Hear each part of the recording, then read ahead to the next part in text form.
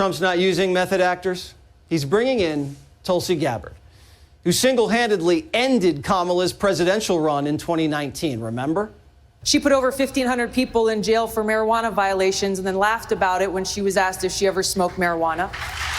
She blocked evidence. She blocked evidence that would have freed an innocent man from death row until the courts forced her to do so. She kept people in prison beyond their sentences to use them as cheap labor for the state of California. And she fought to keep cash bail system in place that impacts poor people in the worst kind of way. Trump debate prep specialist and former 2020 presidential candidate, Tulsi Gabbard. All right, so Tulsi, you really zeroed in on Kamala Harris. What was it about Kamala that opened you up for that kind of attack? Really, Jesse, it was exposing her for her hypocrisy. She is a typical politician who will say one thing and do another. Rules for thee, but not for me. And that's a reflection of exactly how she is going through this debate prep. She's got her pollsters surrounding her. They're telling her word for word exactly the things that she needs to say, the lines she needs to memorize so that she can act and put on a big show in this debate. And it's such a huge contrast. You saw once she was confronted and challenged a little bit on her hypocrisy, she didn't respond very well. And I think that points to the big contrast that the American people will see in this upcoming debate. President Trump is real. He is not a politician by any means. I don't think we want another typical politician who is choosing their every word very carefully. He's a real person, a strong leader, a strong debater who has strong views on issues. And you don't have to guess where he stands on those issues, and you don't have to guess about what he will do because he's got 4 years of a record to stand on of success. So that's what happened with Biden. They spent a week at Camp David pumping him full of memorized lines in between lasagna runs, and he couldn't keep it together. He couldn't memorize it, and then he couldn't deliver it, and he fell apart. Trump just boom, boom, fell apart. You're saying Kamala Harris is similar? They're basically phony hypocrites who have to memorize things in order to get by because they can't be honest with what they believe. So Trump just has to come out, as you did, hit her square between the eyes and she crumbles? Yeah, President Trump has shown through 2016, 2020, 2024 with his debate with Joe Biden, he's a phenomenal debater. He knows his record. He knows the issues. If I can be helpful anywhere, it is sharing the tricks that Kamala Harris will try to use to lie to the American people and try to make them forget what her true radical record is. We just saw she laid out her big economic plan, and it was a very memorized speech. The moment she was challenged by a reporter, she said, "It's a mistake for you to ask me what it costs. Don't ask me what this is going to cost." This is what we will see more of from Kamala Harris. That is disproportionately negatively impacting black and brown people all across this country today. Now, Senator Harris says she's proud of her record as a prosecutor and that she'll be a prosecutor president, but I'm deeply concerned about this record. There are too many examples to cite, but she put over 1,500 people in jail for marijuana violations and then laughed about it when she was asked if she ever smoked marijuana.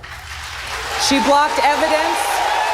She blocked evidence that would have freed an innocent man from death row until the courts forced her to do so. She kept people in prison beyond their sentences to use them as cheap labor for the state of California. And she fought to keep cash bail system in place that impacts poor people in the worst kind of way. Thank you, Congresswoman. Senator Harris, your response.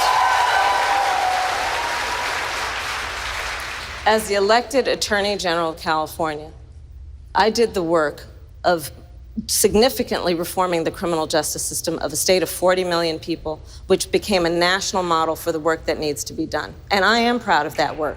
And I am proud of making a decision to not just give fancy speeches or be in a legislative body and give speeches on the floor, but actually doing the work of being in the position to use the power that I had to reform a system that is badly in need of reform. That is why we created initiatives that were about reentering former offenders and getting them counseling. The bottom line is, Senator Harris, when you were in a position to make a difference and an impact in these people's lives, you did not. And worse yet, in the case of those who were on death row, innocent people. You actually blocked evidence from being revealed that would have freed them until you were forced to do so. There is no excuse for that.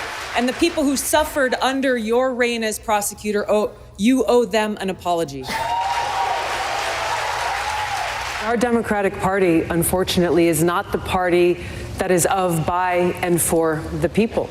It is a party that has been and continues to be influenced by the foreign policy establishment in Washington, represented by Hillary Clinton and others' foreign policy, by the military-industrial complex and other greedy corporate interests. Senator Harris, any response?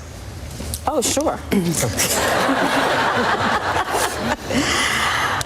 I think that it's unfortunate that we have someone on the stage who is attempting to be the Democratic nominee for President of the United States, who during the Obama administration spent 4 years full-time on Fox News criticizing President Obama. That's who ridiculous, has spent full-time, who has spent full-time criticizing people on this stage as affiliated with the Democratic Party. When Donald Trump was elected, not even sworn in, buddied up to Steve Bannon to get a meeting with Donald Trump in the Trump Tower, fails to call a war criminal by what he is as a war criminal, and then spends full time during the course of this campaign, again, criticizing the Democratic Party. What we need on the stage in November is someone who has the ability to win.